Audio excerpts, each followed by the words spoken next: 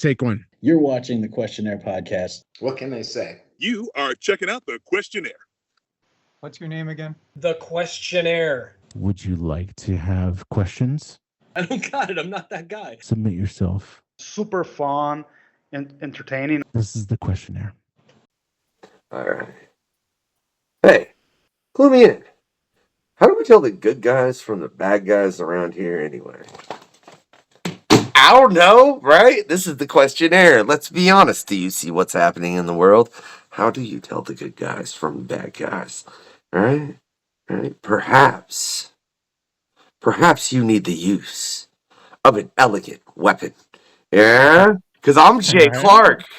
And then, like, I'm interviewing Jay Clark. And that's really weird, Jay. Yeah. You realize, like, the screwy backstories about, like, and then the fact that I found out, I'm like, well, like, because I'd seen your videos on TikTok. Okay. Before I knew who you were. Because I'm enough of a nerd and I'm so little on TikTok and it just pushes me straight to nerd shit. You know? And that's fairly recent that I've been doing TikTok too. So. Yeah, and I'd seen it. And then Scott Wojak. Love Scott, right? Check out his stuff. You know, he does a lot of booking. If you want to get booked on the show, hit him or me up. We'll line it up. Things are getting nice. Whatever. Great. Scott's a great guy. People. I like Scott. I hear he's up at a convention. God, it must have been 2 years ago. Yeah. Right? Yeah. Yeah. And then he's like, man, I still just got messed with. I thought you were up here. I'm like, what? You thought I just came to Canada and didn't let anyone know? He's like, well, he's like, somebody was like, hey, Jay Clark wants to talk to you. And I went, what, the podcaster? And they went, yeah. Nice. Well, you know how I found out about you and what it was Niagara Falls Comic-Con. And I was talking to Brian Anstey, who, if anybody's unfamiliar with Brian Anstey, he's a wonderful artist from Ontario here. And I was speaking with him, and he was tabled next to Scott. And I had either met Scott like once before, or that was like the first time I'd met Scott. And that's when Brian told me the story that he was chatting with Scott just about how to get himself out there, get the book out there. And Brian was like, well, a podcast. So they started talking about podcasts and stuff. And Brian said to Scott, well, have you hit up Jay Clark? Because, Brian had been on my podcast several times over the years. And Scott was like, oh yeah, I know Jay Clark, blah, blah, blah. He was talking about you. And the way he was talking about it, it confused Brian. And Brian was like, no, this Jay Clark of An Elegant Weapon. And Scott was like, oh no, I don't know who that one is. And Brian told me this story. And I was like, there's another Jay Clark out there podcasting? He's like, yeah, man. I was like, yeah. All right. And that's when I checked you out and checked out your stuff. Yeah. That's awesome because it's the Elegant Weapon and the Unknown Factor on a quest. Yeah. And if that's not pretty epic, I don't know what is, man. Like, they literally played Who's on First with us. Are you with Jason? Wait, what? Are you with Jason? Man, I don't say my full name. Oh, no? Okay. I don't mind sharing. I'm a Jason, but I go... But that's even screwier. Like, really? Yeah, what's your middle name? I need to know My middle name is Michael, and that's why I go by J.M. Clark, because of a few reasons. J.M. is like, it's old school Scottish tradition. That's why you get like J.M. Barry and J.M. Schneider. And back in the day, it was common to just, I'm sure you're familiar with back in the day. A lot of people just use their first initials. And I always love the sound of J.M. and J.M. Barry. I grew up on Peter Pan. And Jay Clark, I've met many. I went to high school with two other Jay Clarks. Like it's a fairly common name. I was born in 1977 when the name Jason was just huge. Like there's a lot of 48-year-old dudes out there named Jay.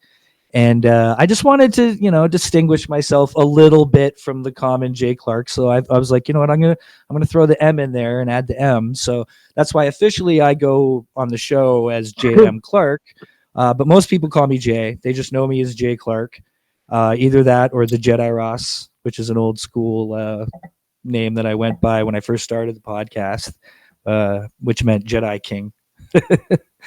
And yeah, so that's the story behind my J. Clarkness. That's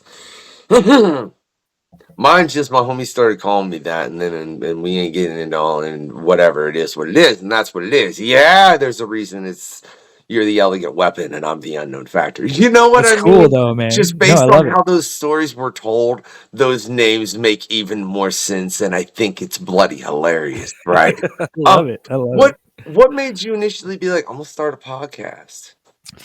Smith. Oh, excuse me. Right It's off the cool. bat, See, I let look, one look. drop, kids. I was all Sorry. look, I was all like before the show saying like, Larry, and like I almost killed him with the Halloween episode, and he's been blanking out when people swear, and now you're making his job harder, Jay. I'm usually so good at this. I don't really, believe really am. I've learned to keep it very pure on the TikTok because there's so many little kids watching. But sometimes I fall into my old school because my podcast is very, very not. It's very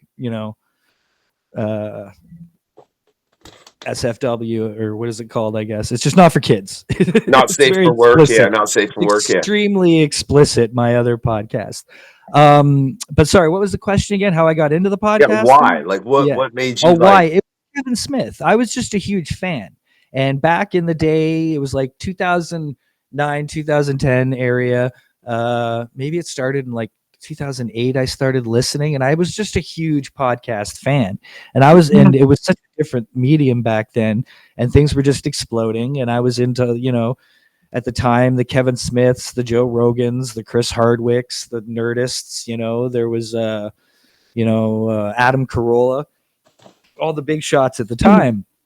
And Kevin Smith was constantly going on about, just do it. This is so fun and so easy, and anyone can do it. All you got to do is hit record. So I was like, screw it, I can talk. So me and my best friend at the time, we went down into the basement, and my basement at the time, and we hit record on the voice memos on my iPhone, and we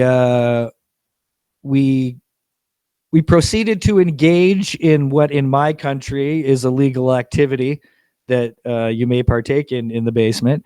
And once we did that, we talked about Portuguese man o' wars, and then we recasted a movie version of Voyager. And that was the very first episode ever of An Elegant Weapon. And so the first handful of episodes were just him and I just talking, just rapping on about whatever and having a good time. It was just a conversation between two buddies. It was very raw and very simple.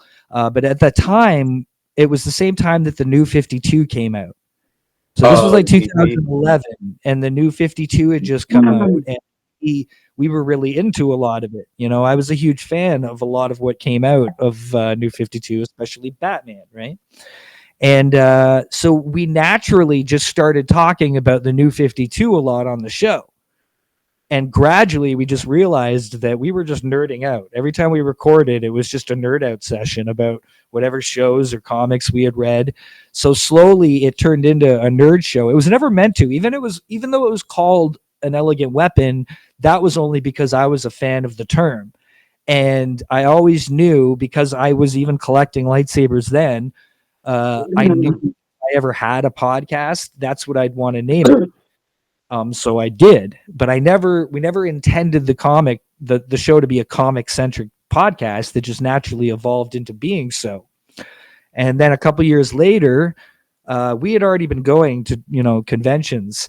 And then one year I just decided to maybe do some quick interviews from Artist Alley with some independent artists and see how that went. And that was 2012-ish. And I want to say, I think one of the first people I ever talked to was Sean Daly, Shay Hahn, Jason Lowe. At the time, he was actually still cosplaying as Multiple Man. He wasn't even doing much Pitiful Human Lizard, I think, at the time. So it was a really cool time, and it just kind of grew on top of that over the years, and I kept going and kept interviewing and, you know, getting bigger and better, and it turned out pretty awesome. And that went on for 13 years. Why? It still occasionally does. Okay, so you still doing it? Yeah, it's just I'm not doing it regular because of the TikTok and my YouTube just took off to an extent that it's so hard for me to get any in now. And you know, that's just kind of after 13 years of doing the podcast, I still love to pod, but I kind of needed a break. You know, the pandemic was a big hit. So I started doing some other stuff creatively just to fulfill myself. And yeah, so that took off. That's been like two and a bit years of doing these lightsaber videos on TikTok and YouTube that just take up so much of my time that I maybe do a podcast a month. I'd like to do more. I'm trying to find the time, but I'll never close the book on the show. I'll never say the show's done. Even if you get like 2 episodes a year, An Elegant Weapon will always exist in podcast form. Oh my God, I was to that point until Larry showed up and was like, I can video edit. You have no bloody idea, Jay. Like, I was like, this show will continue.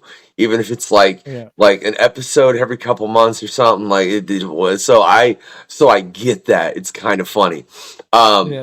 There's way but different. You're also in the new era though. Like the only time I ever did video podcasts were very occasionally and then during the pandemic. But everybody was doing it. So it didn't feel like what the show was to me because the show had always been audio only. I'd never recorded video for it in any way at a show, at a convention, for a regular episode. Everything was only audio. Even when I went to the shows, I only interviewed in audio.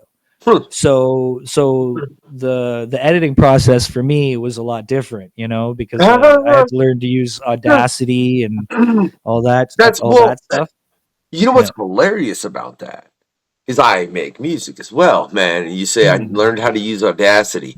Yeah, that's why, like, when I cut just audio drops, which now I'm cutting them in video, which is more of a pain in my head, but I know that's what people want. It's going to generate more to where people are like, oh, look, such and such is on the show, and I should go, you know, it'll be cool, blah, blah, blah. They don't hear the voice so much. It's kind of weird how we have become such a visual with all of that as opposed to, like, I feel like I'm not getting started on that, right? No, I digress, right? But the question that I really had that I wanted to get to is because you did go to the TikTok and the lightsaber, because that's where I actually saw you for the first time.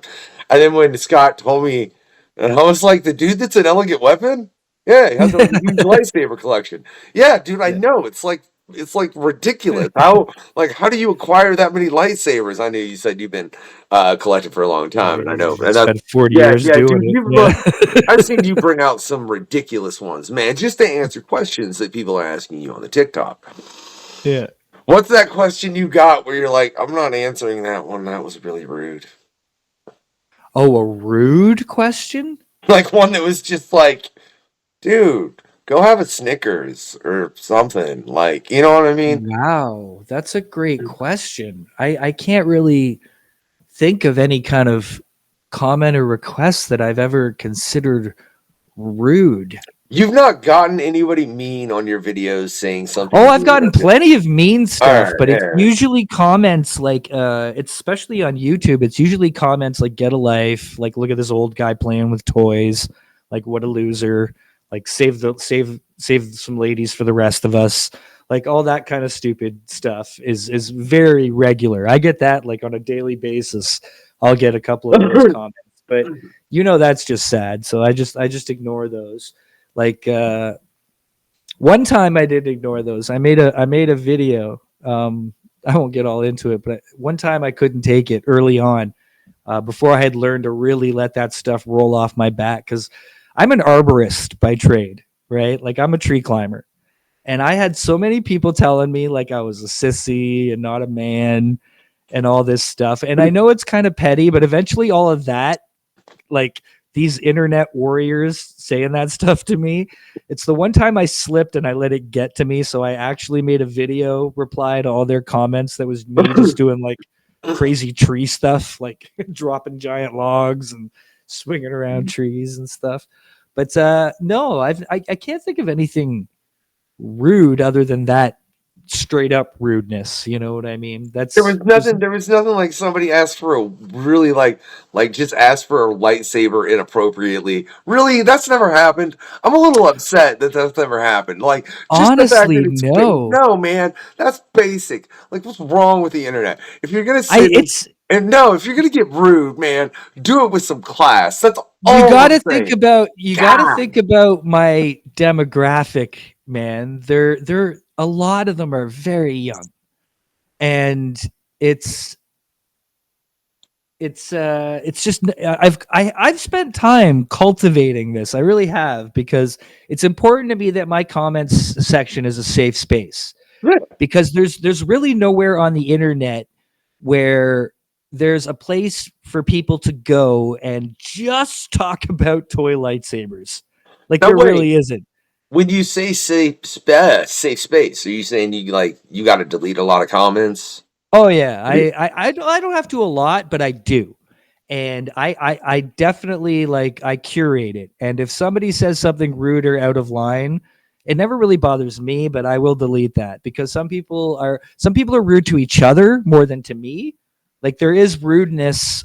People will get a little too Star Wars heated.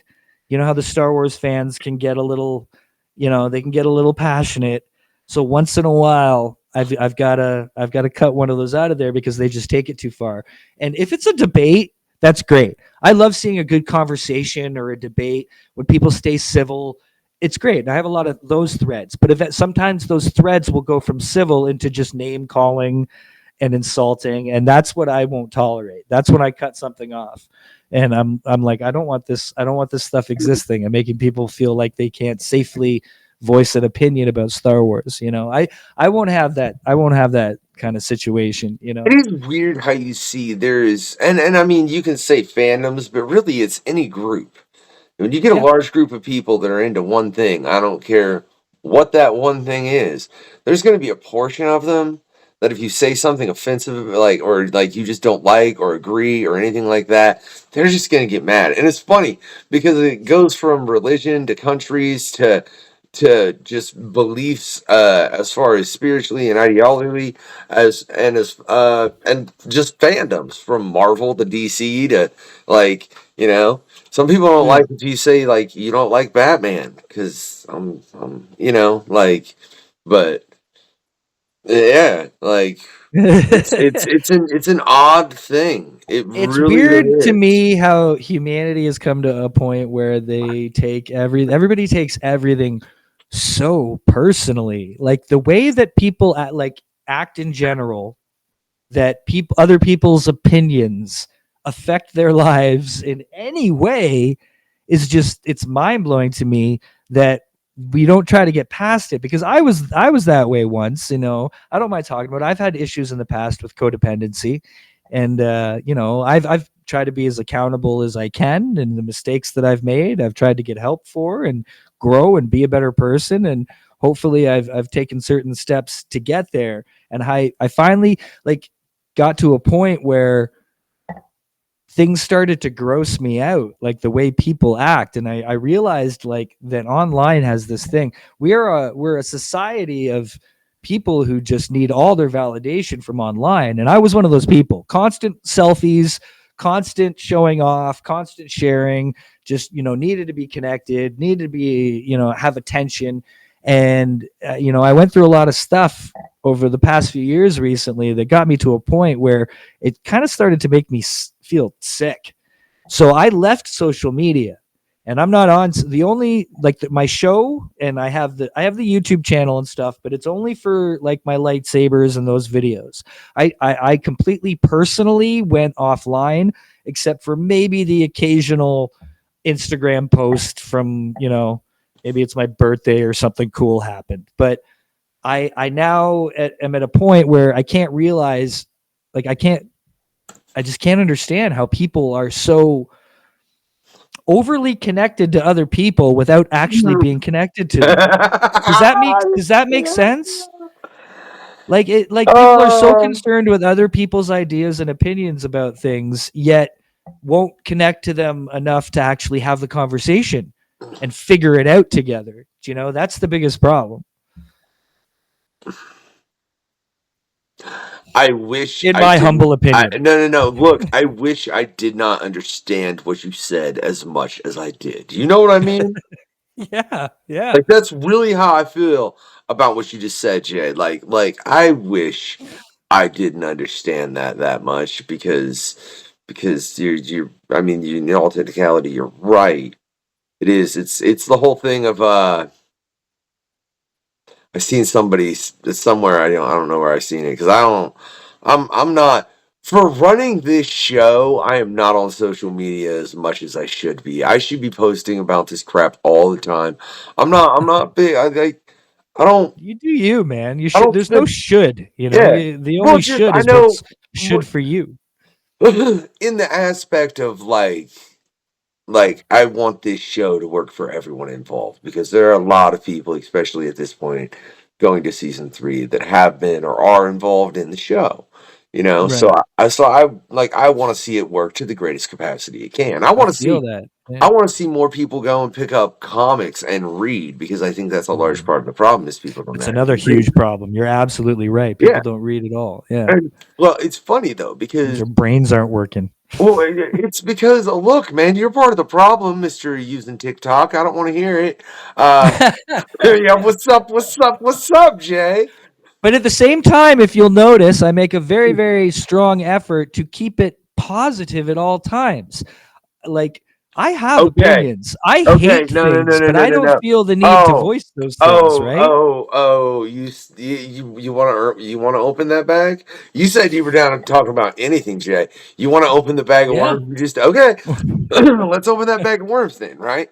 It's Yeah. still short form content, which means that in the long run, all it is a moment of positivity. It's What meaningless. which what it teaches the brain is that you can get a quick dopamine kick from anywhere. But if you sit and read a book that Mhm. has so many greater meanings and will take you all kinds of places, the dopamine kick that you'll get from it, or even a film, or watching something in a longer form, it will be greater and it will give you more appreciation for the time that you have, as opposed to 100%. yeah. So look, Mr. TikTok. But I don't feel like there's not room for all of that. The problem is people don't find the balance for all of that. I read like a maniac, but I also put out silly little TikTok videos, you know, and You it's put them out. How much do you watch videos? Yeah. like a fair amount, yeah. Like I watch, but like it's like I won't sit there and spend 3 hours a night on my phone. Do you know what I mean? Like when I go to bed, I may lie in there for 20 minutes, half an hour watching some TikTok. Or when I'm cooking, I'll put TikTok on the counter. Do you know what I mean? And kind of flip through as I'm watching. So I do watch throughout the day, but I only watch in like little chunks. I don't I got too much to do, man. Like, you know, just making the videos is like, you know, these little whatever 3-minute videos, you know how much time goes into it. It takes me 2-3 hours to make a 3-minute video, but also part of that is like I love the process. I love to edit. Like the main reason I started doing TikTok was because my kid introduced me to CapCut. The only reason I was doing TikTok is because I wanted to edit. And I wasn't making lightsaber videos. I was making comic videos, toy videos. I was making whatever I could because I just loved editing. And I sit there. It's like a video game to me, CapCut. It's like my favorite app on my phone where I could lie there and just I'll edit. And that to me, that's like getting lost in a video game like most guys would. And that was the biggest reason that I started doing it. I never expected it to take off or anything, you know? Oh, you can run CapCut on your phone, really? Because Yeah. that's so that's so funny, right? Because that's the program our new editor Larry Yeah. introduced me to. I love it. CapCut. I've been I using it. love it. Yeah. That's how the intro and the outro were cut by me, and that's how everything Okay, else was yeah. cut by Larry. You know what I mean? So, Yeah. it's funny that you specifically bring that program because I love it, but it's like you said, like, look, you're making a 3 minute. How much time do you have in filming? Like obviously it depends on the video, but on average, I will film for about 30 to 45 minutes. and then I will edit for maybe an hour or so. Not even.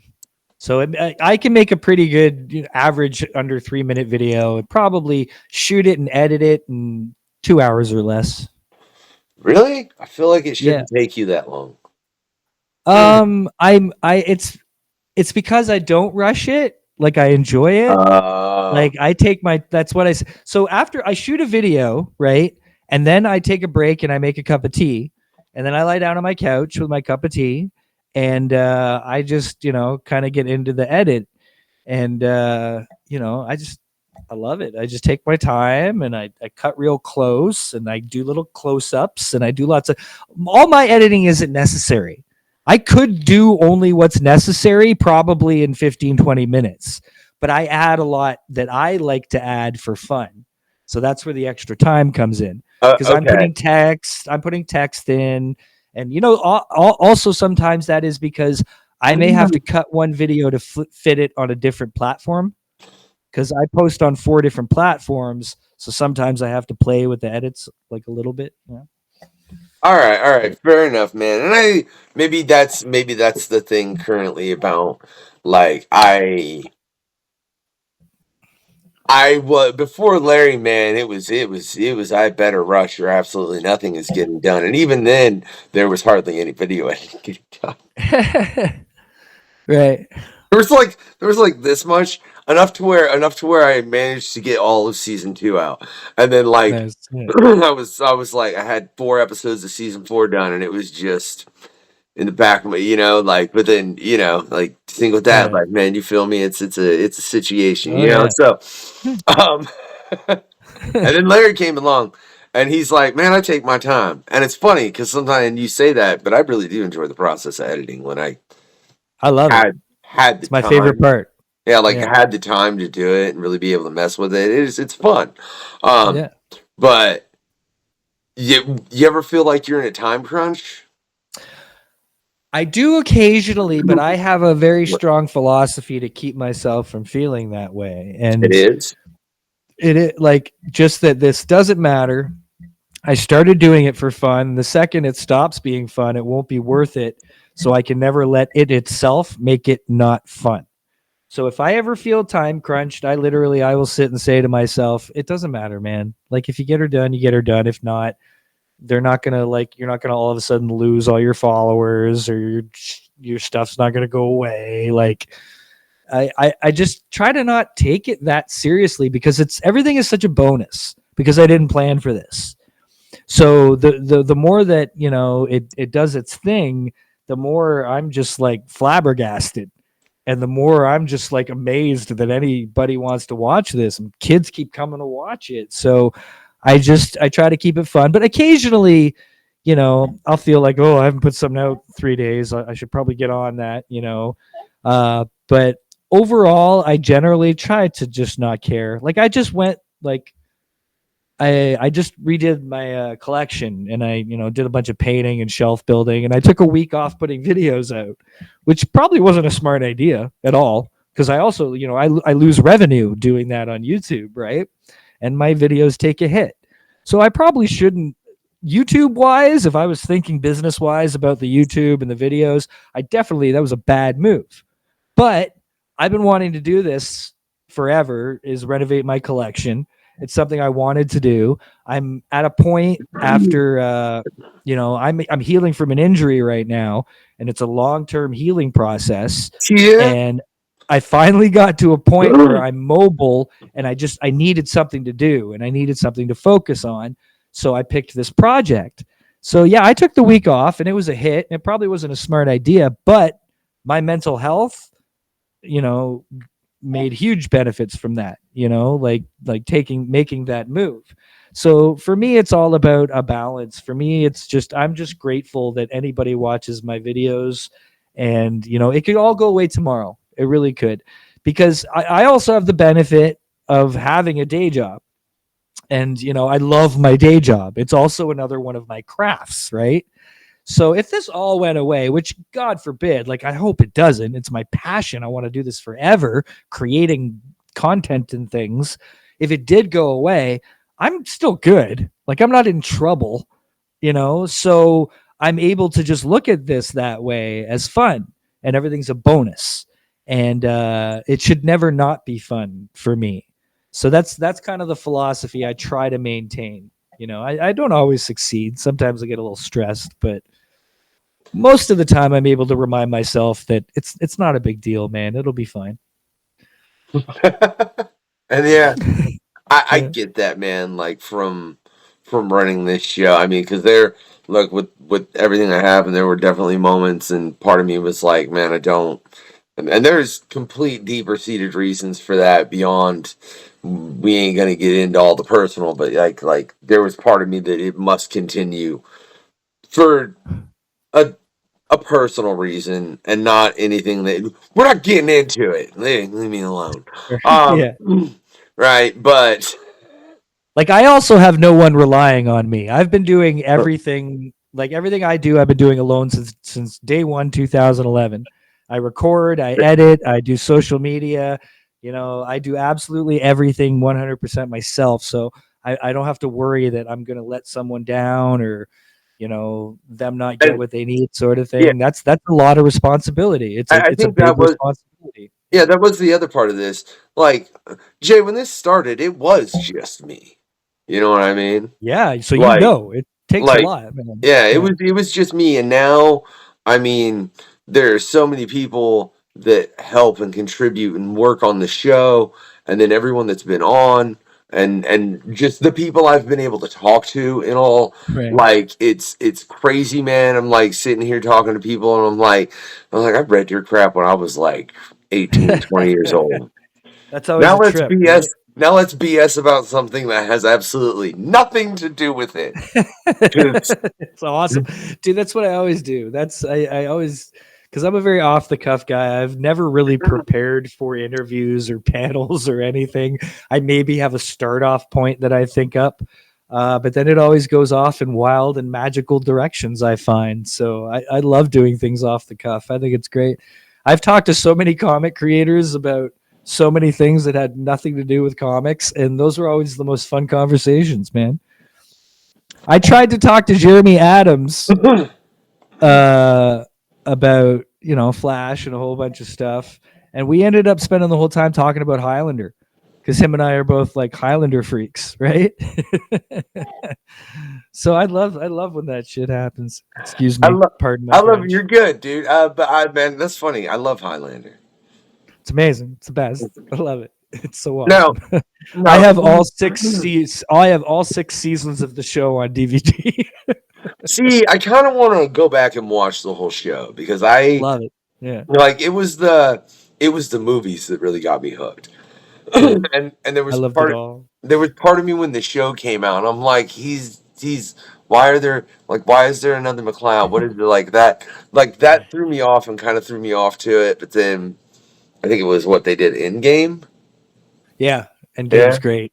Yeah. I think there's also a part of me that's like, they already finished all of this. How are they continuing it? And then and my brain makes no sense. It's so silly. Like there's because like Connor won, right? Yeah. And Final but it's Dimension. swords and lightning and Queen. That's all you need, Why was Queen a requirement? They just are. There's something about, once you put Queen over a sword fight, those are instantly immortals who are fighting to me. Yeah.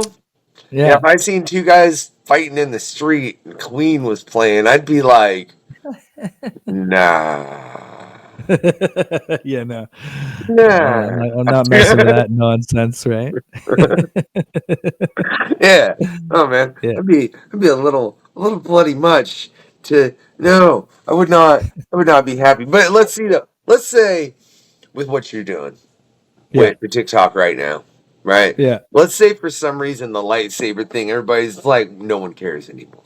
Would you try to switch to something else? Would you go to a different medium?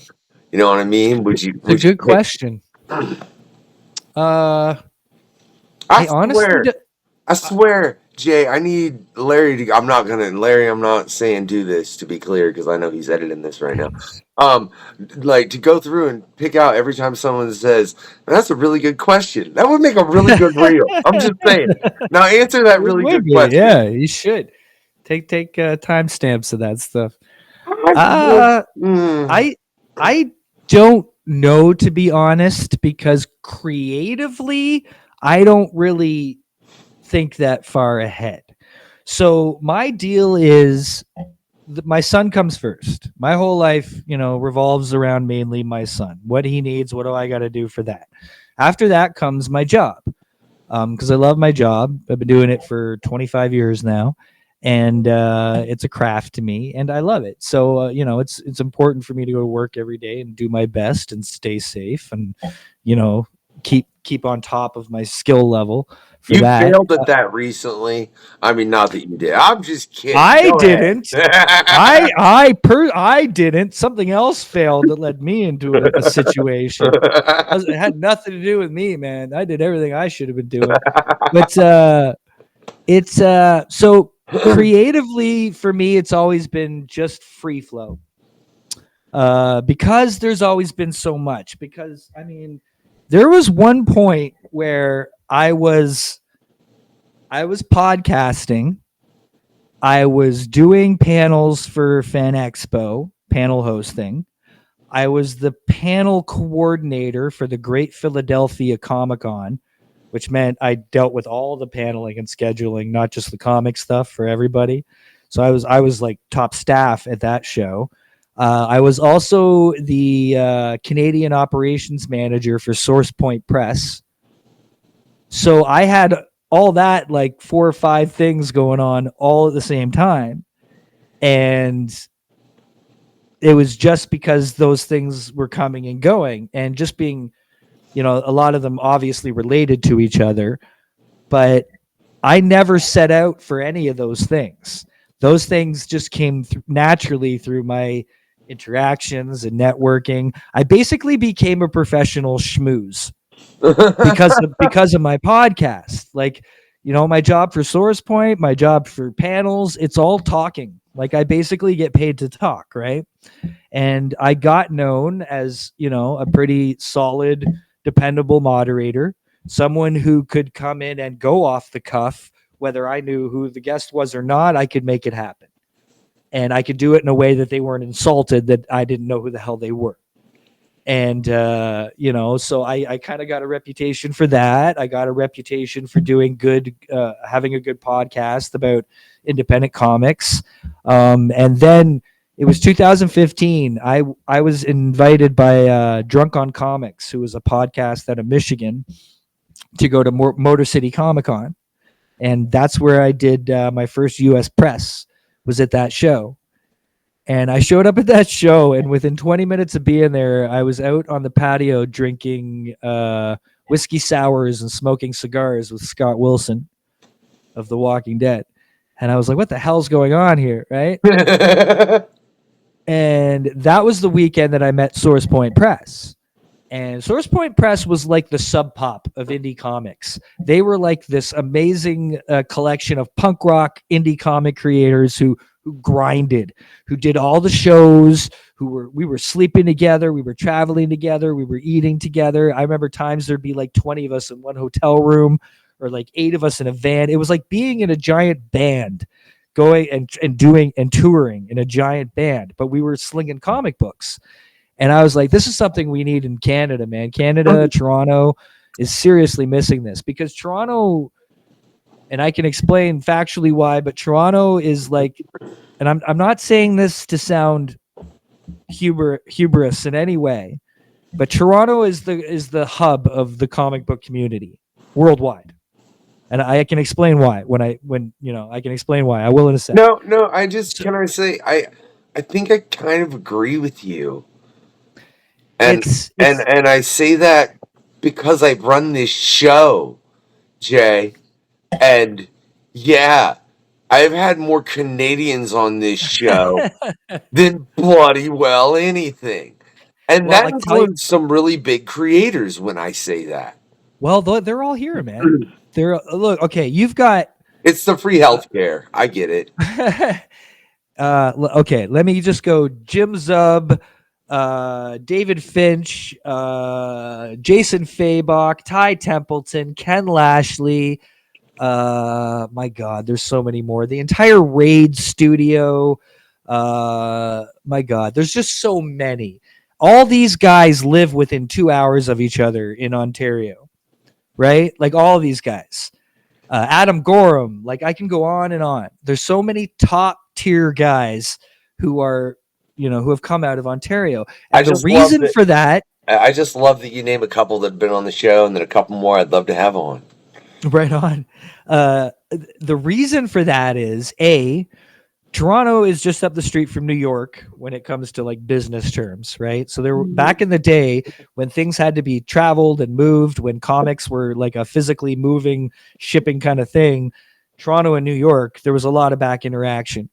And the comic community started in Toronto with Superman, just like it did everywhere else. Because it wasn't just, one of the creators of Superman is Canadian. No, he grew up in Toronto. Like the Daily Planet is based off the Globe and Mail, like building in Toronto. Like there's so much. Like Metropolis is more Toronto than New York, and a lot of people just don't realize it. And so wait. I've always wanted to know, what city is Metropolis supposed to be? You're telling me it's Toronto? It's Toronto, man. Yeah. All right, I'm glad. Yeah, look, it's where Joe Shuster grew up. It's Toronto. You. Jay, you answered a question that's kind of annoyed. Like, no. So it's Toronto. All right. It's Toronto. So wait, where the hell is Gotham? Gotham, I don't know. I hear like the rumors are it's like near Boston, like in Massachusetts somewhere. I don't know, man, exactly. I don't know what they ever based Gotham on. I think it was its own thing. Fine, man. I just figured you answered one. You might have been able to answer the other. Okay, well, you know how you guys have the, you have the, why am I blanking right now on the big comic awards? The Eisner? Yeah, the Eisner Awards, right? Here we have the Joe Shuster Awards. Like Canada's main comic awards are called the Joe Schusters, right? After Joe Shuster. The Schuster. So, there's Joe Shuster Way in Toronto. It's crazy. So anyway, so there was this connection back then, and also we have an insane amount of educational and opportunal type things here as far as museums, art schools, just course. Like there's just so many places you can go to take in the culture as well as get educated. Ty Templeton himself used to have something called the Ty Templeton's comic book boot camp. Ty Templeton's comic book boot camp. And a lot of those guys I mentioned before took at least one course from Ty Templeton. Ty Templeton is kind of the godfather of the Ontario comic book community. Every single creator has learned something from Ty Templeton. He's just been this guiding light for decades. And that's part of the reason it's there's just been so much opportunity in Toronto. And that's why I think now it's gotten to the point where there's just a ridiculous amount of Canadian talent working on so many of the top titles that right now it's an incredible thing. And there's more to come. Like the things Mike Ruth is doing right now. Finally got his Batman cover. Like, come on, man. Like it's a thing, right? So I was like, Source Point Press. Back to that other thing. You need to come here. Real quick, you said it, so I just got to say it. You said Mike Ruth and the thing, and we recently had Mike as well as a collection of artists on our Halloween episode, which it was haunted. That episode is haunted, y'all. And Larry tried to exorcise it by I apparently had things that he couldn't get out, so it's still a little haunted for y'all. But you can watch Mike Ruth draw Patrick Starr as Ben Grimm.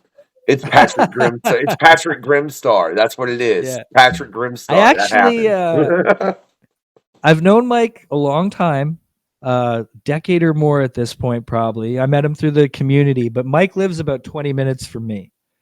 So I have the pleasure of actually seeing Mike fairly often, especially when he's I just saw him 2 weeks ago at the dungeon there in Oakville. He was doing a signing. Jay, I'm gonna make it. Yeah, Mike is the best. Mike, I'm gonna make it really. I'm making one of my favorite human beings. I'm gonna make it really awkward right now, Jay.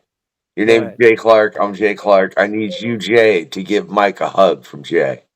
I will do that. I will Yeah, do that. yeah. Yeah, 100%. And I'll but see you I soon, need to man. make sure he does not hear of this before it happens. So I want you to walk up and go, "Hey man, this is a hug from Jay Clark," I'll and do it that's quickly. it. Yeah.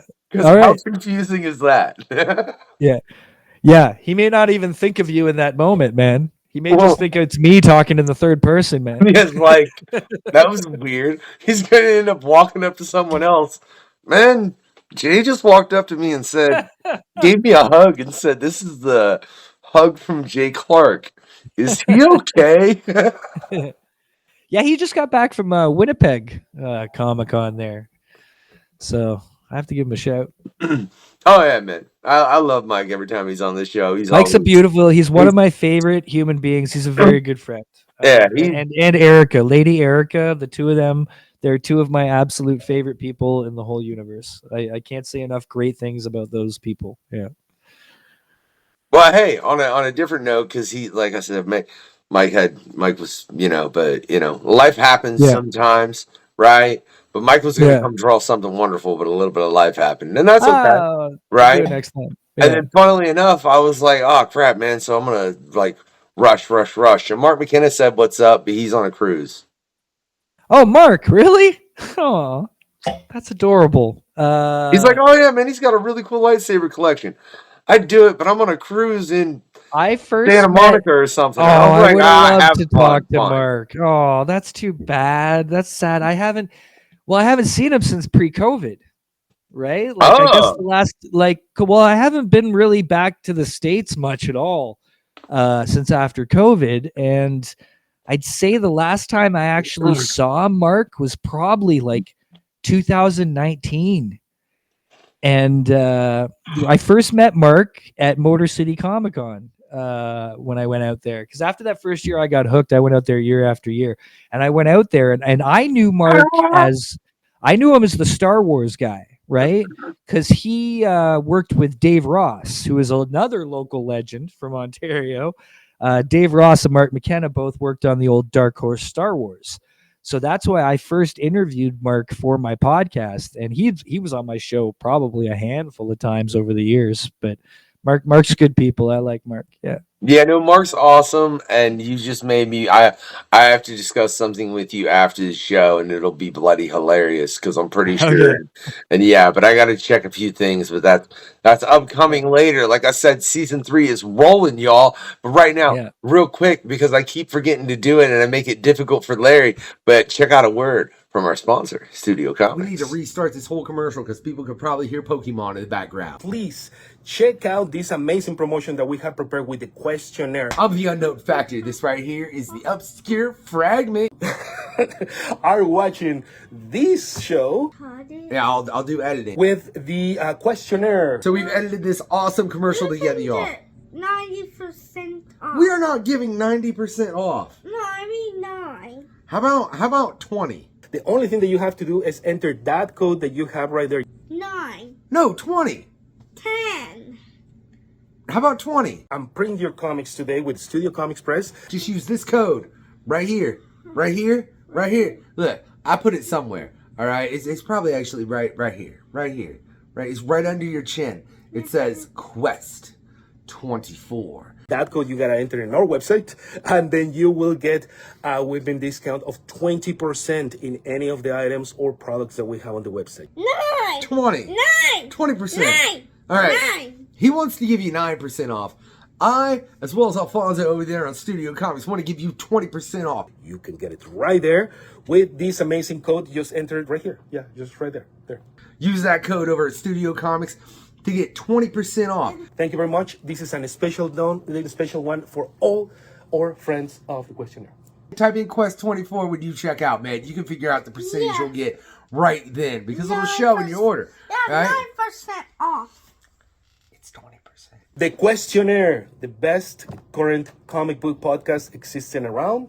So happy to have Studio Comics as our very, very first sponsor. Say Studio Comics! Studio Comics! Don't forget to share, like, subscribe, and do all the stuff that you have to do. I'm the Unknown Factor with the questionnaire. Make sure you check it out. Yeah, see, look, Look, Alfonso, I remembered to say the thing about the thing with the Quest 24 thing. I have Making something it to the say thing. about Alfonso. Why?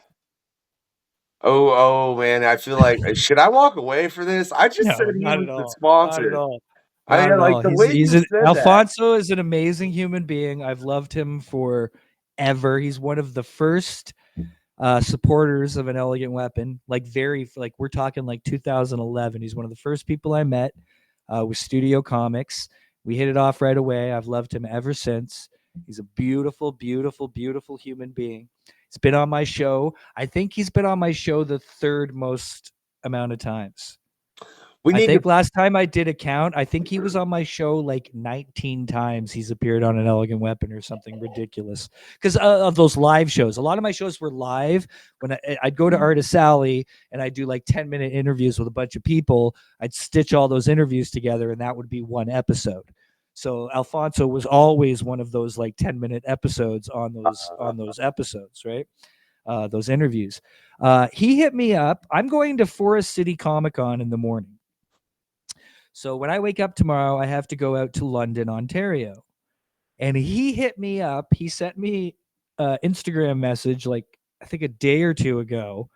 And all it said was, you have to come to London or you have to come by the shop before you go to London.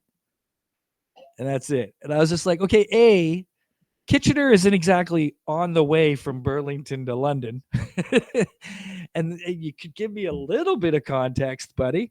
So I don't think I'm going to do that. I think I'm just going to go to London and catch him later. But seeing as I'm not working right now, maybe I'll go by the shop. And everyone should. If you're local to me, to the Kitchener area at all, definitely go check out Studio Comics. I'm just giving a little boost to your ad there, I guess. But I do. I love Alfonso. He's an amazing supporter of the entire community, right? But you said a bunch of things of a bunch of names of a bunch of towns, and they meant absolutely nothing to me.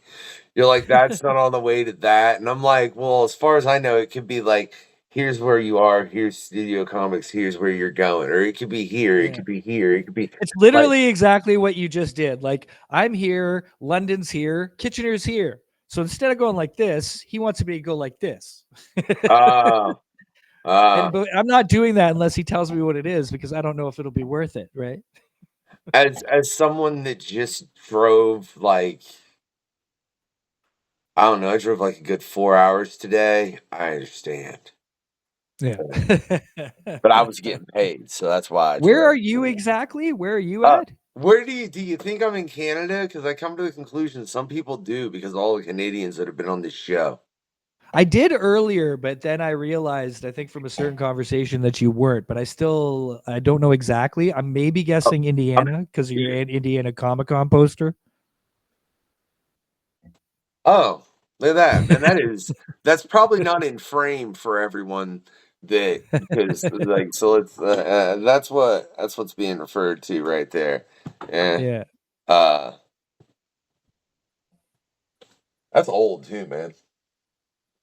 Is that where you are though? Indiana? Yeah, I'm in Indiana, That's cool. man. I don't even think they've run that Indiana Comic-Con anymore. It's PopCon now. That was 2000. That was 10 bloody years ago. Yeah, I see. It's a 2015. It was 11 years ago, man. Dude, that's it's crazy, right?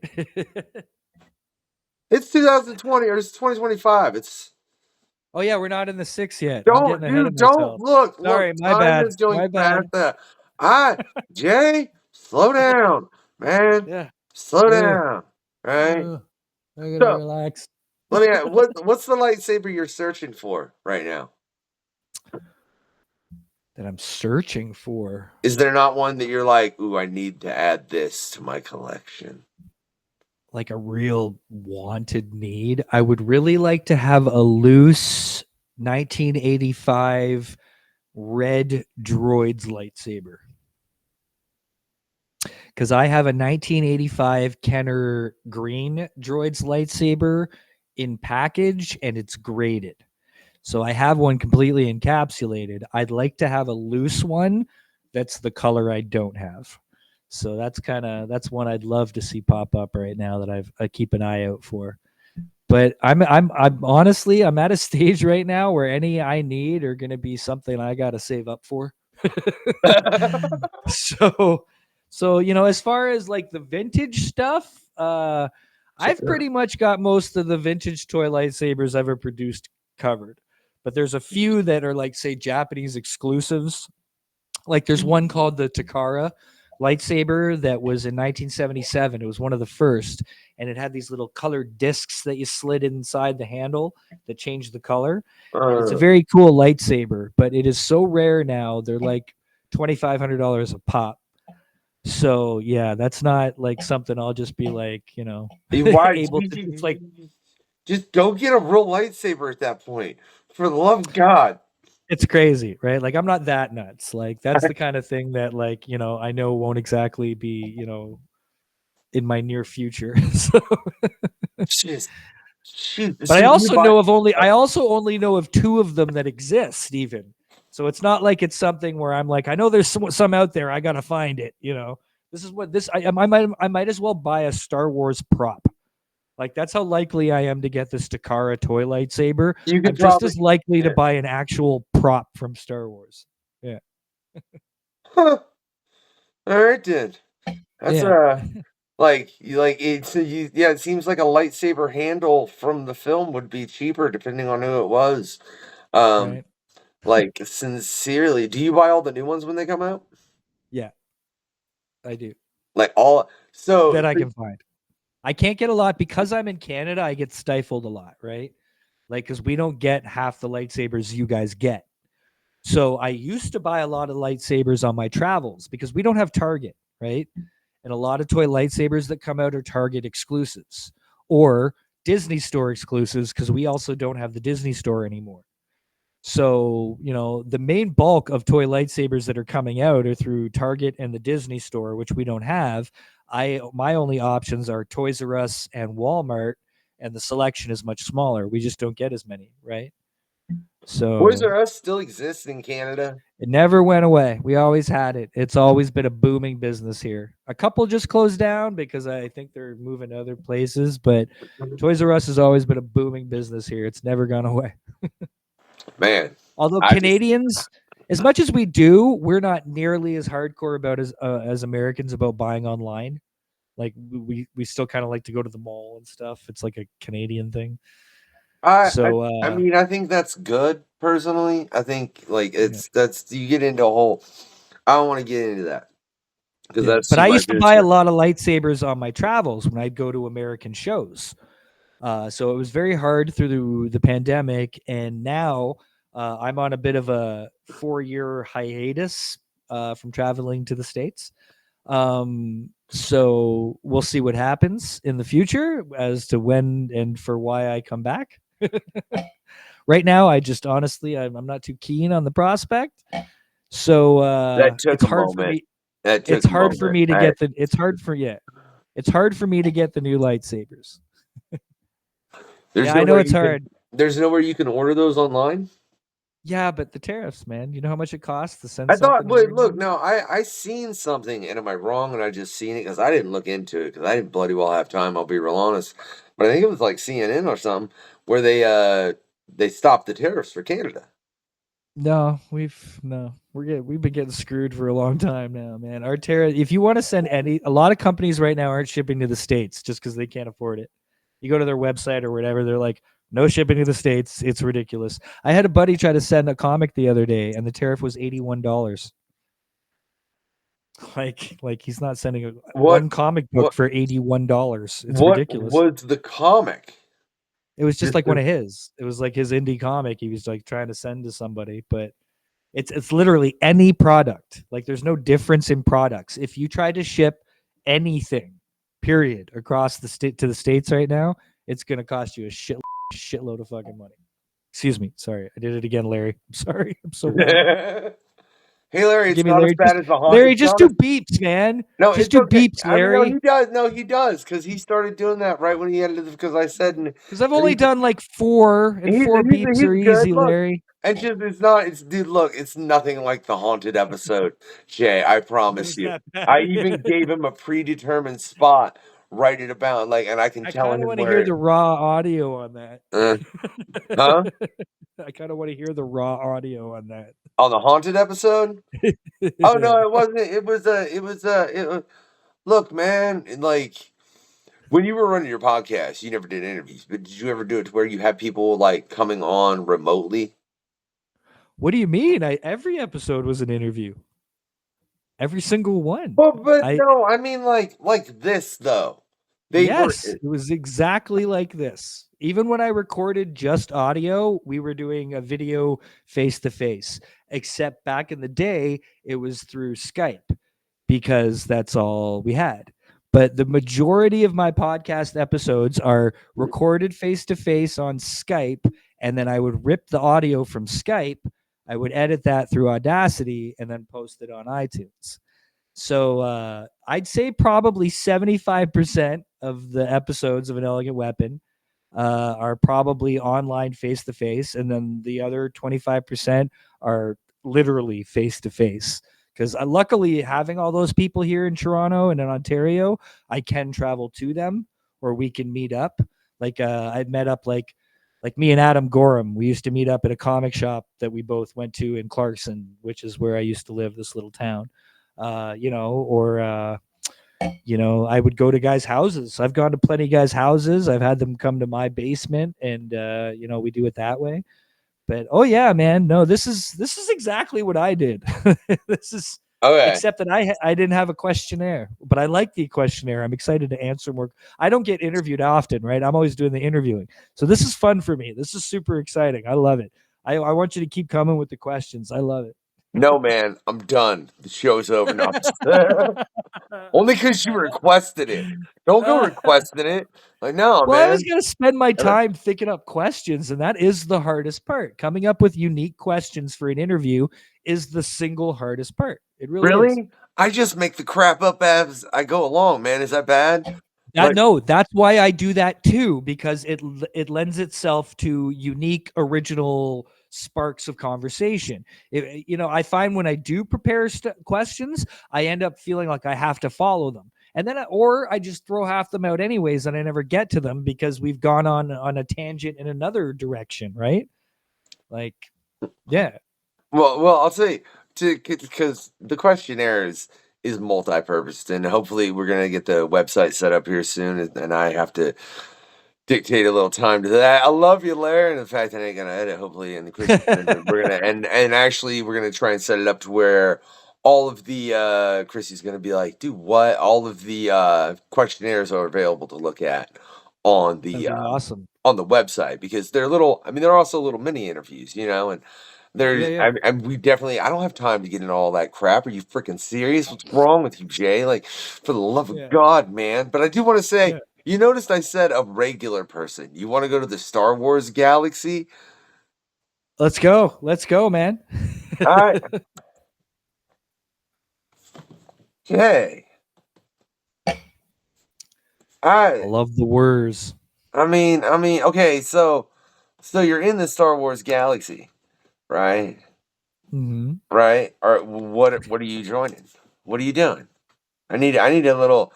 I want to know. You're there. Let's I ain't gonna be mean.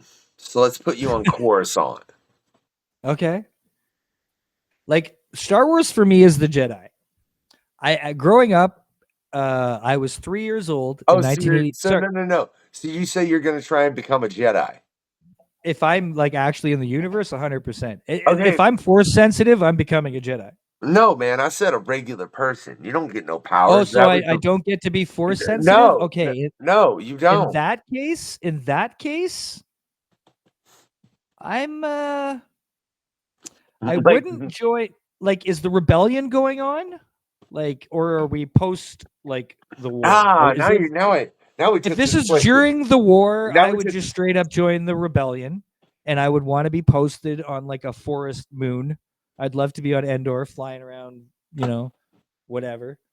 But I would probably join the rebellion and get involved, fly some ships, maybe an X-wing. I'd love to fly an X-wing. That'd be cool. But I wouldn't be a bounty hunter. And I probably wouldn't be a pirate or a smuggler. So I think I would join the rebellion. Probably become some great, general or some sort of thing like that. Yeah, but that's it. So look, man, you might either that or you're gonna be see, I can't remember the name of the X-wing pilot that like famously gets smoked. Well, there was Dak and Dak. Porkins. There was Dak a few is of the them. one that I was saying. I mean, there was a few, but Dak is the one. Dak was the guy behind him was like Luke's like second guy who got like smoked. Yeah. And it was like, oof. That was rough. All right, so how about if you're in it in the prequel era? The prequel era. I don't know, I might get into politics. Oh, so you're trying to become the maybe emperor become now. one of those.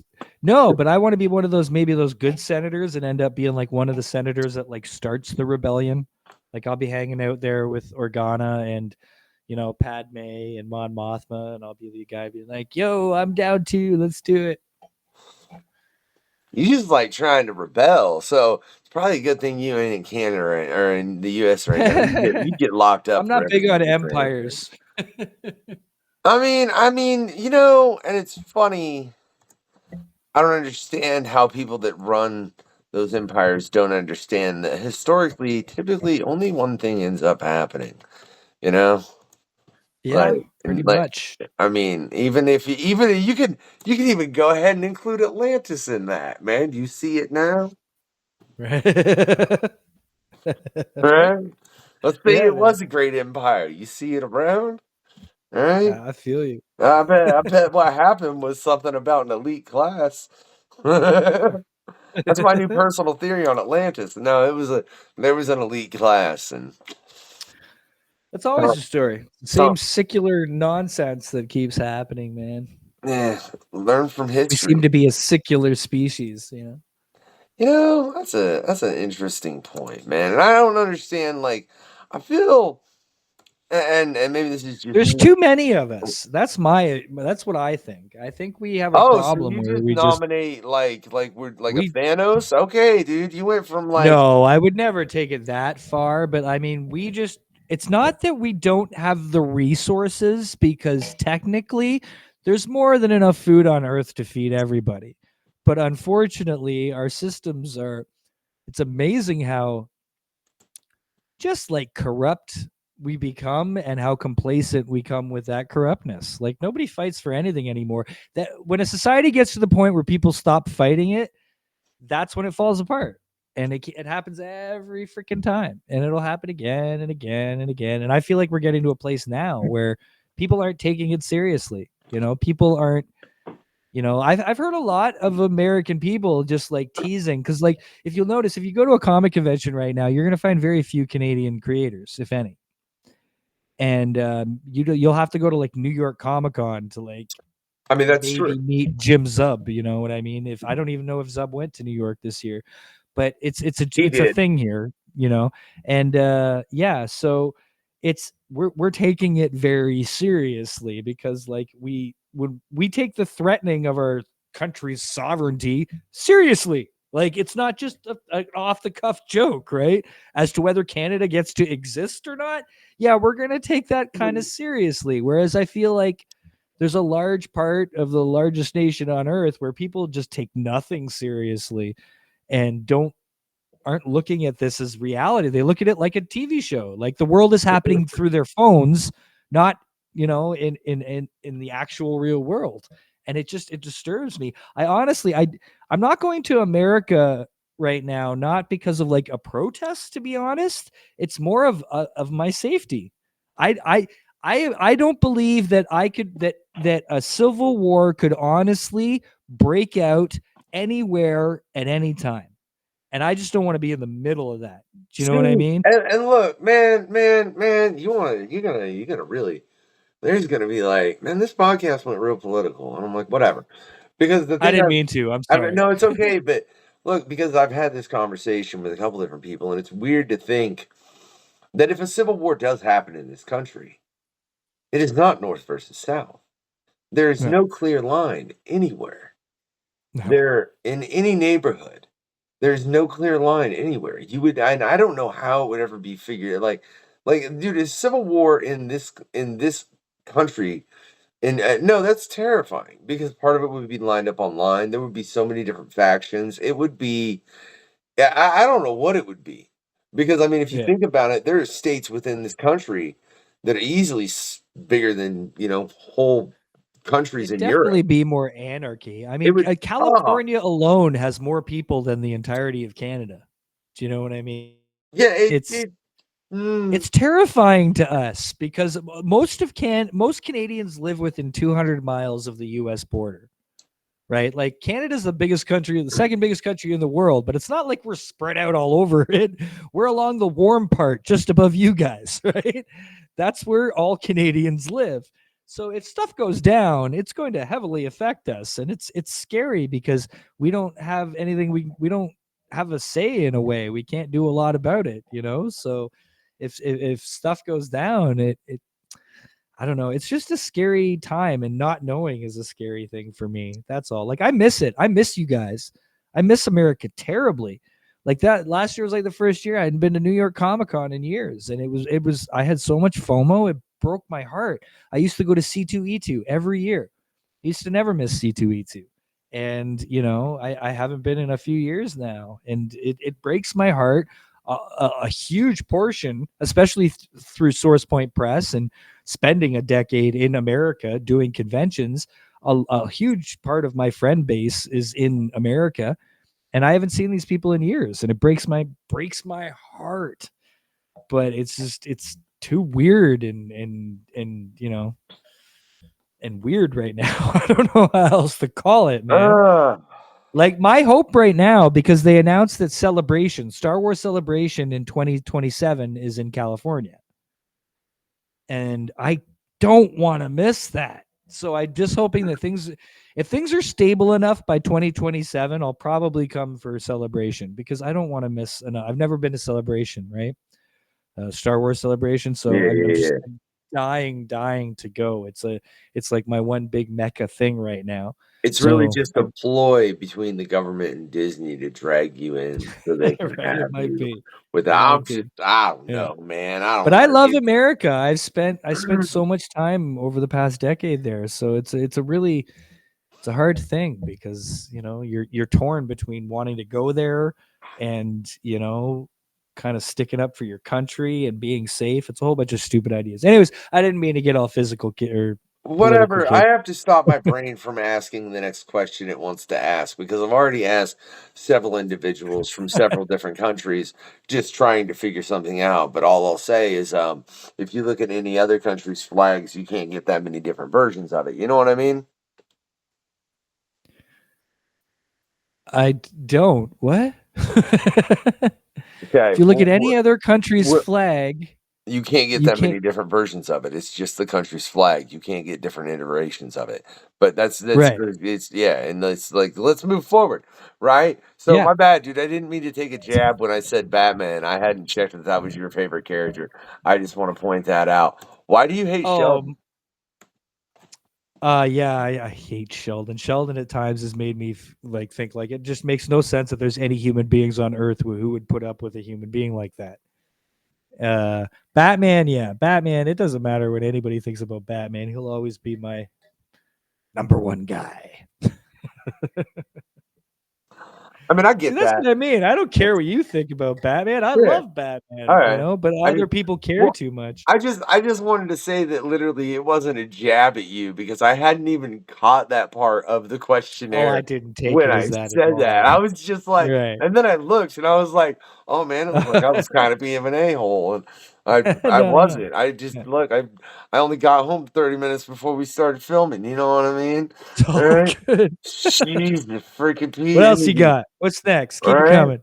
Right. I'm gonna throw a brick at you. I don't know why, but like you're really gonna make them tea though. I think that's an interesting because like that's. I mean, who am I making tea for? We got a couple different versions of the questionnaire, man. Is this for aliens? Well, yeah, no, there's some really screwy questions, but yeah, if they showed up and made first contact, you would make tea. Yes, everything is better over a cup of tea. I think it's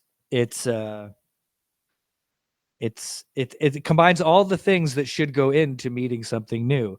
Politeness, courtesy, kindness. It's welcoming. It's calming. It's conversational. I just don't think there would be any better option if we were to meet extraterrestrials than to make them a cup of tea. Even if they don't like the tea, handing them and offering the cup of tea should show enough that we care that they won't blow up our planet. But what if it was like meth to them? I didn't even think of that. Yeah, you're It was handing like an poison alien. or something. Yeah, you're handing an alien a substance that they may never have had Good point. from a foreign It's a planet. good point. It could it could kill them. It could have a terrible you could no man. I just love that it's like man because it was such a wholesome answer, but man, there's a story there where you know they come to make aliens come to make first contact with this gentleman, and he offers them a cup of tea. And now they're all methed out and enraged, invading the planet, demanding more tea. You got to be careful about anything you do. That's why I never got like that movie Signs. Like, why as aliens would you come to a planet full of water if water was the thing that killed you? What the hell? I don't know. What isn't The Last Jedi the newest one? No, the second newest one. Okay, because the last newest one is the one where they brought out the Emperor, right? Yeah. I have to take a position where if you ask me my opinion on things, I'm happy to share them, but I don't care. No. Better than anything was your expression right there, Jay. Are you kidding me? Like that was sheer priceless. It's like I don't even want to talk about this. They were terrible. I mean, we can talk about this, but I don't even want to talk about this. Like it's a lot of the typical stuff. Like, oh hey, kiddo, did you have fun?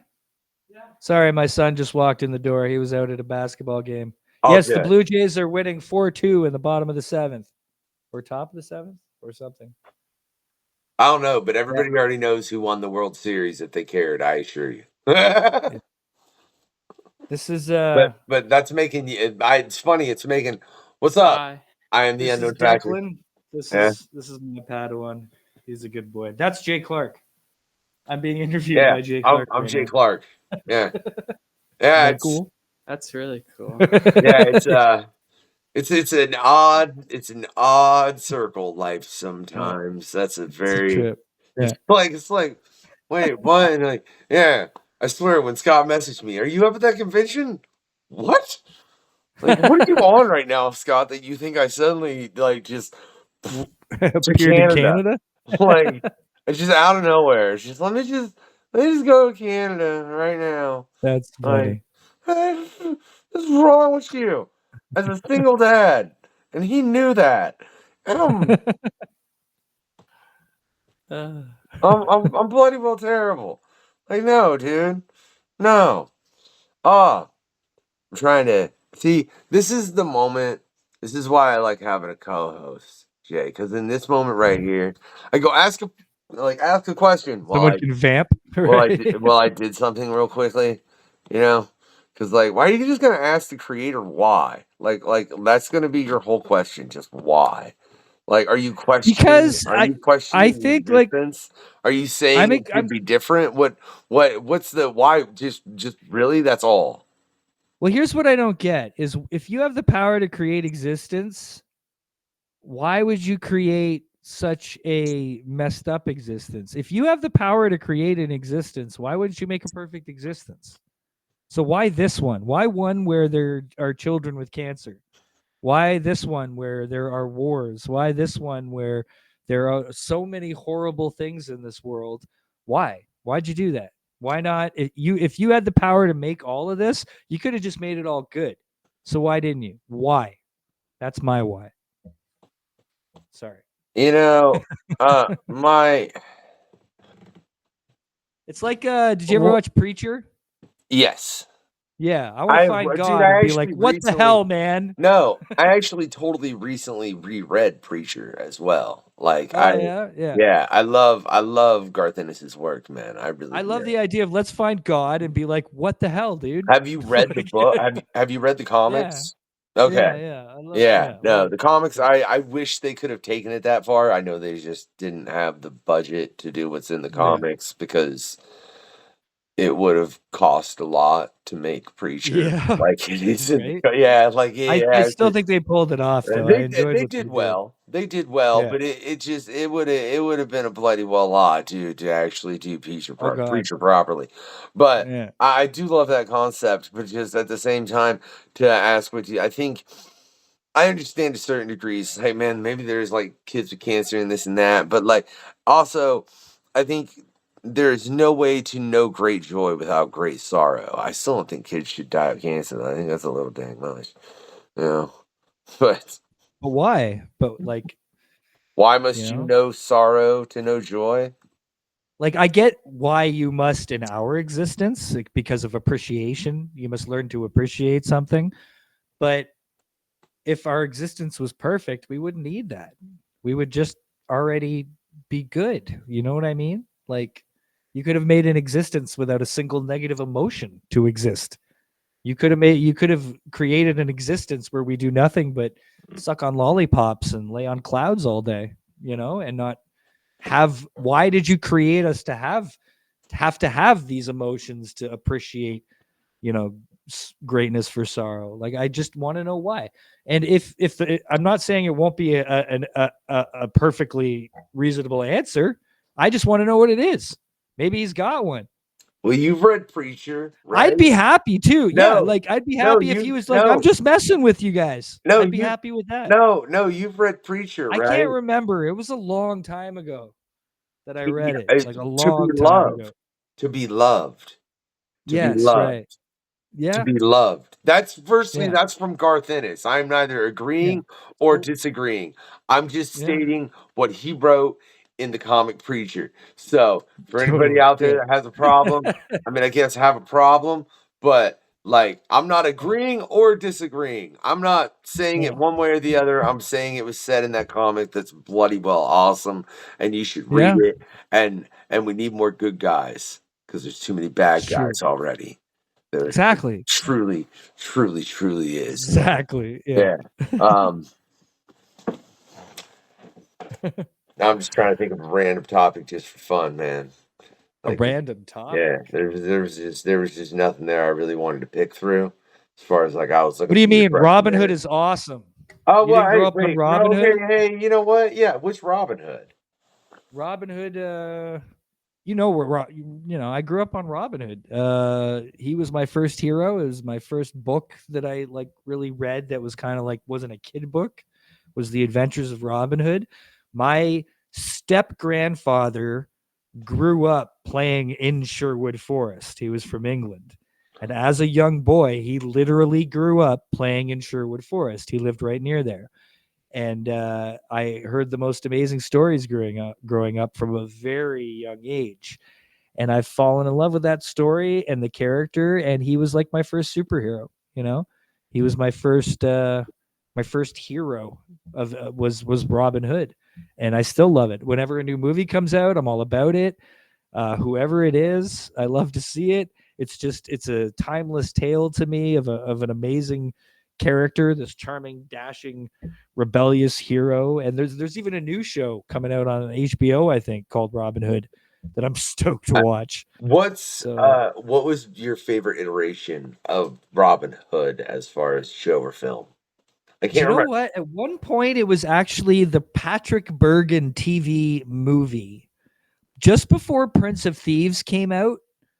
In whatever 89, I think it was, or 88. They made a made for TV movie version of Robin Hood with Patrick Bergin. And for many years, that was my favorite. I thought he did a fantastic job. But I kind of now have gotten to the point where I don't have a favorite because, like, the old Errol Flynn stuff is so nostalgic for me. Growing up watching that with my grandfather, Sean Connery in Robin and Marion, he played an older Robin Hood, past his prime. I loved that take on the character. Even Prince of Thieves was a blast. Like, you know, there's a lot of silly things that we let go about that movie, and I think it's because it's just fun. That movie is just a fun adventure, and I love it. What was the So, you TV know, series? There was a TV series Robin Hood they did. there was from the with Sean BBC? Connery's son. Yeah, it was BBC, and it was shown in It was also shown in Canada, but it was Sean Connery's son. I think his name is Jason Connery. That was Sean Connery's son? It was Sean Connery's son who played Robin Hood on that show. Yeah, and yeah, totally. And also, even that Russell Crowe version, I can't remember who directed that. It was somebody big, but I loved that Russell Crowe version a couple of years ago. I wish they'd made a sequel to that. Like, I think they had planned to do, but it didn't do well enough. And then they tried again with Taron Egerton or whatever. I don't even know if I saw that one. But it's those classic heroes, man. And I wish he'd come back, because I love, you know, it's like, look at Conan. Conan's had his resurgence over the past few years. Tarzan a couple of years ago had a bit of a run there, because I grew up on all that classic old stuff. The Lone Ranger, Tarzan, you know, Conan, Robin Hood. Like, these were my first adventure stories that kind of led me to comic books. You know what I mean? So that's why I love that stuff so much. I just love it. Is there an iteration of Robin Hood that you watch and you're like, it was just like, there's not even one? Probably Prince of Thieves. Like, when I look at it as a Robin Hood, like when I look at it, like, Kevin Costner is not a great Robin Hood, but you know what the movie's fun as heck. You know what the best Robin Hood movie is, don't you? Men in Tights. Mm-hmm. Cary Elwes I always thought he would have done a great, like, serious Robin Hood. Like, he should have got a shot at an actual Robin Hood, you know? Like, come on, his Dread Pirate Roberts was a Robin Hood. Yeah. You know? That was awesome. I thought it was great. So glad you got that right. Yeah. Like, nice. Like, yeah, that's one of my favorite. I mean, I'm a big Mel Brooks fan, period, though. I don't think there's much that dude I would love to see somebody try and make Mel Brooks-esque films nowadays, though. Well, we're going to see it soon. We're going to see how this Spaceballs 2 thing works out. Oh, is it? Yeah, because I'm wondering, is it like... It's Josh Gad, who I don't have a ton of faith in. Right? Like, Josh Gad's basically taken this over for him and written it, and he's going to direct it. And he's done some stuff I don't mind, but overall, I don't find Josh Gad all that funny. So I'm just wondering how this is going to turn out. Do you know what I mean? I like, think... you know what I haven't watched? I haven't watched that new Naked Gun yet, but it looks amazing. Excuse me. And I've heard it's hilarious. I think so. I have faith there. Oh, but I don't know how this will turn out. Right? Yeah. My funniest part to me about that new Naked Gun film is Leslie Nielsen was the main actor for Naked Gun and Naked Gun. Now they have Liam Neeson, Canadian icon, by the way. But dude, how they literally found an actor where the initials matched up. Yeah, that worked out well. Like, yeah, I still think my favorite part of that, the best part of that whole flick, because I've seen. Have you seen? You haven't seen it yet. I gotta say, look, it's been out long enough. This is a spot when they're all sitting looking at the pictures of their respective fathers. You know? Oh, I've seen that scene. Yeah, and then it's like, yeah, and walks away. It's so hard for reboot kind of sequels because no one has any real faith in them. But occasionally, one will come along that actually is a hilarious movie, but nobody bothered to see. Like, did you see the new Vacation with Ed Helms? No. And Christina Applegate? Look, man, I do not get out to the movies as much as I would like to. I really just I want to go see Badlands. That's my whole goal. Right. All right, Yeah. I want to see Badlands in theater. Well, this It's like my thing birthday. was that movie is as funny as The First Vacation. It is hilariously funny. And nobody gave it a chance because it's like a reboot. It's not Chevy Chase, it's Ed Helms. But it's actually like shockingly good. And that doesn't happen too often with these reboots, How old is that? It's just a couple years old now. It was a remake, but it was No. I don't want to call but Chevy Chase is in it, right? He's in it because Yeah. Ed Helms plays a grown-up Rusty, right? And that film is hilarious. Yeah, I totally agree with you. It's so funny. Yeah, Christina Applegate is a that's really treasure. good. She's incredible, right? Yeah.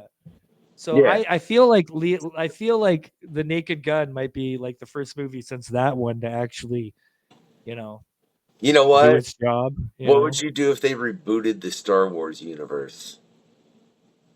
They've talked about that, and it's kind of funny because I don't know. I really don't know because I've liked like other medium reboots. There was like Steam Wars they did, which was kind of like a Japanime kind of version in the comics, and they also even did. There was that Star Wars run that was just Lucas's original script, like when he was still like Star Killer and stuff, and that was a really interesting read. So I hope they don't reboot it. I wouldn't mind recasting, maybe. Like I'm one of those Sebastian Stan guys. I mean, for them to have not made Sebastian Stan Luke Skywalker was just a huge mistake. Like to me, like that would have really set the ability to recast anybody. And I think people need to be more open to that idea because we could get cooler stuff. So I don't know. It's a big question. I'd have to see how it's done. You know what I mean? Because I'm very much looking forward to moving on. Like they're talking about making this Rey movie where it's like 15 years later and there's a new Jedi Academy. I'd really like to see that happen. I'd really like to just get past everything. Let's not have the Sith. Let's have a new enemy. Maybe bring in the Yuzon Vong. I'd love to just see something a little bit different. What is the Yuzon Vong? What? The Yuzon Vong were a species that came from the unknown regions in the books in the Jedi Academy series, and they were this monstrous. They were kind of like a cross between Klingons and predators. They were this warrior race, right? And all they were about was conquering. But the cool thing about them is they used the Yasamaleri, and they themselves were not detectable to Jedi by the Force. So the Jedi could not, detect these creatures by the Force. So that their ability to use the Force was like dumbed down when they had to fight them and shit. Excuse me. So that just led to a very interesting new situation. You know what I mean? And I'd love to see something like that happen. Like, let's take the next step. All we've done is fight Sith for 50 years. Let's fight something else for a change. Yeah, like the Jedi had to have more. The Jedi had to have more bad guys than just the Sith for 50 years because they didn't exist for 1,000 of them. Let's see some of those stories, right? That's really, really interesting. Because the only Star Wars books I've ever read were the Bounty Hunter and Boba Fett ones because I always enjoyed that character. Right. But I was never a big Star Wars guy. I was the Alien Predator Marvel guy. I got into like a large range of things, but I was just like, I know Star Wars. I could sit here and chat a lot of Star Wars for you. I can't tell you who the pilot was that was behind Luke that got smoked famously. You know what I mean? But I could definitely, but if you want to get into like some alien quote or Predator, like it could get bad. We're not going to do that. And now I lost my point. I'll have to get Roger Christian on your show. Who? Roger Christian is the Academy Award-winning set decorator of Star Wars, and he also dressed the what's the ship in Alien called? The Nostromo. The Nostradamus. Yeah. He dressed that. Yeah, he dressed that ship. Oh, really?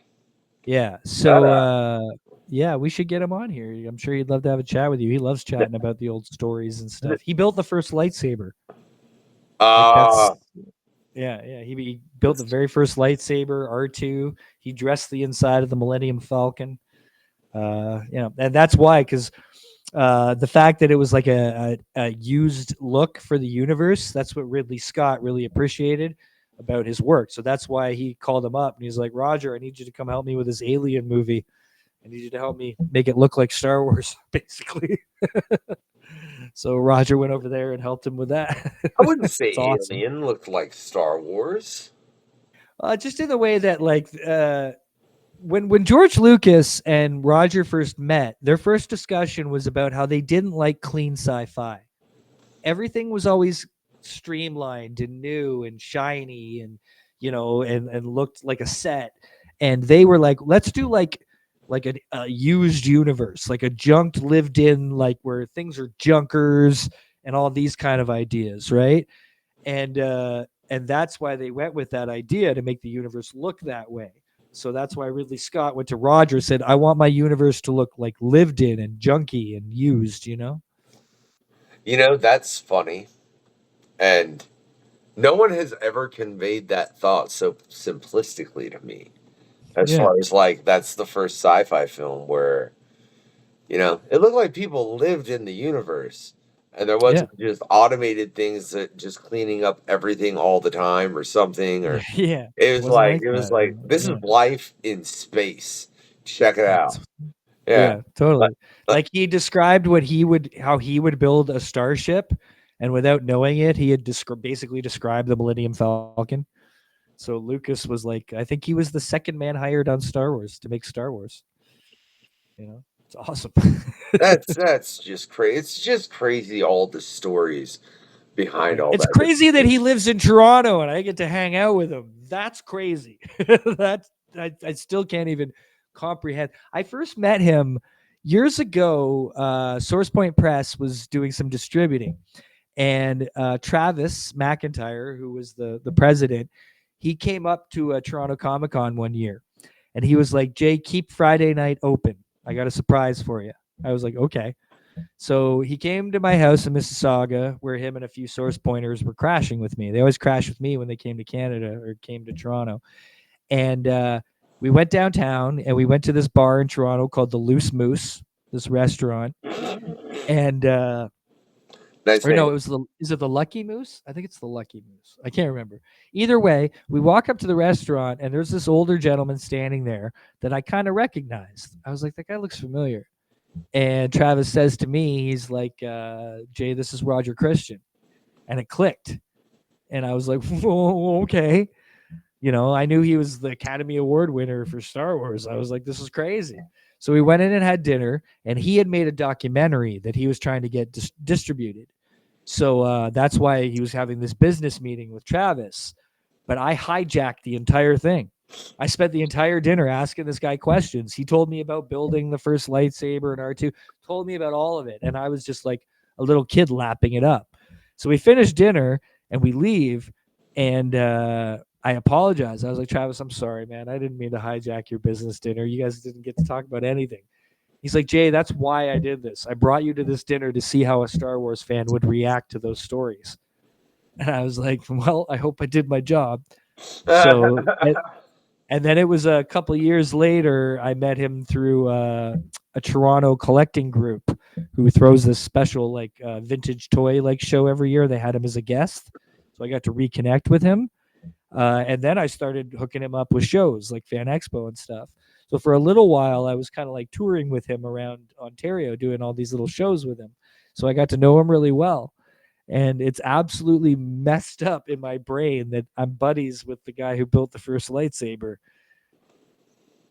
Right? A little bit. Yeah. It's a crazy thing. What is your favorite, out of all the lightsabers you have, man, do you have one specific favorite? Not because it's it's worth money, or just because there's something really cool about it that's child related. Well, it brings out your inner kid. There's a couple. Those vintage ones, like the first lightsaber I ever had was Kenner the Force 1983 Return of the Jedi red lightsaber. and I had it then. That lightsaber itself didn't survive my childhood, but it's a long tube with like these holes in it. So when you swing it around, it actually air goes through it and it whistles. It makes like a humming whistling sound. I now have one in package and one loose because I definitely grew up and reacquired that lightsaber. But that's like my most nostalgic as a kid.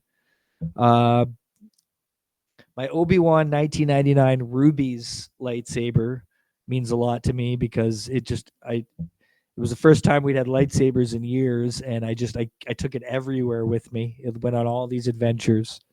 But then there's that droid's lightsaber I was talking about. That's what I consider to be the crown jewel of my whole collection, is my 1985 droid's lightsaber in package. So, and then I have like my favorite customs. Like my favorite character lightsaber is Depa Biloba's lightsaber. She, Kanan Jarrus from Rebels, the last cartoon Rebels, Kanan, Freddie Prinze Jr. voiced them. Anyways, when he was a kid, his real name was Caleb Dune when he was a Padawan, and his master, her name was Depa Biloba, and she's a Jedi Council member, and her lightsaber is my all-time favorite Star Wars design for a lightsaber. I just love it. In fact, I've implemented parts of its design into my upcoming lightsaber that's going to be released from Extra Life Sabers. Well, you got your own lightsaber coming out. I have a signature lightsaber coming out through Extra Life Sabers that I designed personally, and it's going to be amazing. It's we should have the sample like within a week or so. So I'm very, very excited to share it with the public. What's your thoughts? It's gonna be 100 limited run, 100 pieces. What's your thoughts? Because I mean, initially it was just a single blade and it was very much sword like. But then the farther they went along, there's been different blades, including bending, as well as several other things that have been made with that weapon. When that happened, was there part of you that was like, no, it's just a sword, or were you like, oh, that's really cool? The whip bothers me. I don't like the idea of a lightsaber whip. The light whip that I remember seeing it. There was one book like 25 years ago that had a light whip in it, and I wasn't down with the idea. And then they brought it back for like Vanestra Rowe in The Acolyte, and she had a light whip. And I don't know why, but there's just something I don't like about the idea of a light whip. It's just I don't know. I just don't think it's cool. And it's hard for me to explain why, but yeah, there's something about the fact that it's I don't know. No. And in The Acolyte, I watched The Acolyte, didn't I? Is that live action? That's live action, right? Yeah, the one with the stranger and Master Soul, the guy from Squid Game. Okay, yeah. The bald chick who's kind of in the beginning and the end. Yeah, she's got that purple lightsaber whip, and I don't like the idea of it. It seems weird to me. Is it supposed to actually be like the same thing as a lightsaber as far as what the beam's made out of? Because if you think about that, because it lights solid, and then you hit the button, and it becomes a whip, and she can use it as a whip, so it can be used either or way. Well, fundamentally, that doesn't work because, like, for so many reasons, I don't think that was so. Like, I'll just that's why it bugs me. Yeah. I don't like. You made my brain hurt. You shouldn't be able to bend solid light. Like I know it's silly to like argue scientifically about lightsabers of all things, but crossguard I don't mind. The crossguard actually makes sense. Like it's cool. It's like they're guards. It can be utilized. I get that as a sword and a combat weapon. But there's something about the idea of the light whip that just doesn't jive. Same thing. There's a few things like Star Wars science is not Star Trek science, and they shouldn't be mixed, right? And like one of the biggest things that bothers me about the sequels is the Force teleportation. The fact that Rey is able to teleport through the Force a lightsaber into Kylo Ren's hands, that really sticks in my craw, man. Remember at the end of Revenge of the Sith, she literally teleports him a lightsaber and he takes it from his back, and then he takes out the Knights of Ren. And I'm like, no, man, teleportation is Star Trek, not Star Wars. You're playing in the wrong universe with Well, that. but I don't even then, like it. it's science based. It's not based on just a magical ability, which is what she Yeah. did. You know Yeah, what I mean? don't like that. It's just a one of the myriad of reasons I gave that look that I gave earlier. Whatever. Look, Jay, I don't like the fact that it looks like we're heading more towards Star Wars than Star Trek. Okay. True. And I'm a big Trekkie, by the way. I don't want to take away again. Like I love Star Trek. I really do. I'm a huge Star Trek fan as well. So, I think everybody's entitled to love what they love, and I don't care what they like. It doesn't change what I like about things. No, that's not what if people love to force teleportation, that's cool for them. It's I'm not sitting here saying, people shouldn't try things or whatever, but for Try me, things. it didn't jive. Yeah, try things as long as they don't hurt other people. That's my general rule with it. Like, as Yes, long as you're not 100%. hurting others, whatever you're doing is Yeah, fine, yeah. man. The second you cross that line, there's a problem. But just that's a pretty clear defined line. You know what I mean? But destroying Luke Skywalker's character, that has hurt a lot of people to the point where I can be unforgiving of that disaster. Thanks, I can't Jay. handle it. It's been an absolute pleasure to have you on the show. I appreciate you making what I'm about to do next so much better, and a little bit funnier if you do ask me, right? All right. So look, for everybody out there, check the descriptions. You can find Jay. You can check out him on TikTok. And YouTube. He's making all kinds of videos about lightsabers. And look, if you have a lightsaber, he doesn't. I am bloody well amazed, or you're like one of those two people that he's aware of, and that's like really it. Or you just need to ship him some. Well, hey, no. Here's what it is. I about jumped ahead of myself, right? I want to let y'all. P.O. Box is in my description. You guys want to send me anything? P.O. Box is right there. But look, so check it. Like I said, check out all those links in the description, right? But I want to let y'all know out there. I about screwed up my own inbit, Jay. All y'all know out there, right? That if you've enjoyed this interview with Jay, there's just a couple things you can do for him, right? If you catch him out, right? Give him some tacos. Lovely choice. And a coffee crisp, right? Oh, love it. And if you can get him, you ever had one? No, but Okay, don't. You're messing up my bit, Jay. Right? What are you doing? Sorry. What are you doing? Talked enough this quest. Sorry. I've enjoyed it, but I also might need the restroom and food. Jay, I just got home 30 minutes ago. Listen, I feel you.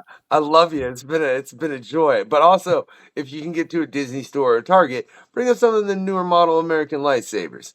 You know what I mean? Right? I know Jay would appreciate that. Like I said, his P.O. box is in the thing with the thing, and you can do that thing. Right now, if for some reason during this quest, Jay has said something, and you were like, that son of a, and you just got really annoyed, right? Don't be generic. Right? Don't. You don't have to be generic. What you do, right, is you take and you just cover him in feta cheese, right? You put him on a boat, right? And then you shove a TV monitor that just has that moment with Luke Skywalker, just repeating endlessly. He's tied down, covered in feta cheese, on a boat, having to endlessly watch this while it cracking circles. And he knows not whether his suffering will end or not. At a certain point, he might desire it. It's the greatest torture. Don't be generic. Get ingenuitive, right? Besides that, I just want all y'all out there to do 3 things, right? 1, always give it that thumbs up. 2, always get your comic on. Read, fool. Besides that, have a good night, y'all. For hopping on board and listening to the questionnaire. Keep listening out to these crazy guys. The questionnaire. I missed something. Like and subscribe. You're drunk. Go home. Thanks for checking out the questionnaire. Don't have a good day. Have a great day.